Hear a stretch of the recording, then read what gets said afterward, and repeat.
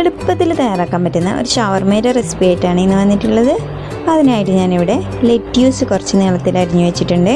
പിന്നെ അതുപോലെ തന്നെ ഞാൻ ക്യാരറ്റ് അരിഞ്ഞു വെച്ചിട്ടുണ്ട്, കുക്കുംബറും ക്യാബേജും, ഇത്രയും സാധനമാണ് ഞാൻ എടുത്തിട്ടുള്ളത്.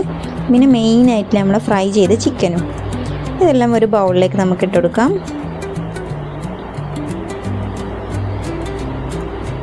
ഇതെല്ലാം ഇട്ടുകൊടുത്തതിന് ശേഷം ലാസ്റ്റ് നമുക്ക് ഫ്രൈ ചെയ്ത് വെച്ച ചിക്കൻ ഇട്ടുകൊടുത്ത് അതിലേക്ക് ആവശ്യത്തിന് ഉപ്പിട്ട് കൊടുക്കാം. അതുപോലെ തന്നെ ആവശ്യത്തിന് കുരുമുളക് പൊടിയും ഇട്ട് കൊടുക്കാം. എരിവിനനുസരിച്ച് ഇട്ടാൽ മതി. അടുത്തായിട്ട് നമ്മൾ ഉണ്ടാക്കി വെച്ച മയോണീസും പിന്നെ കുറച്ച് കെച്ചപ്പും കൂടി ഒഴിച്ചു കൊടുക്കാം. എന്നിട്ട് നന്നായി ഒന്ന് ഇളക്കി കൊടുക്കാം. നമ്മളെ മസാല സെറ്റായിട്ടുണ്ട്. ഇനി ഓരോ കുബൂസ് വെച്ച് ഒരു 3 ടേബിൾ സ്പൂണോളം ഫില്ലിങ്ങും വെച്ച് ഇതൊന്ന് റോൾ ചെയ്തെടുക്കാം.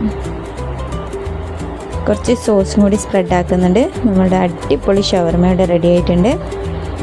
Thank you.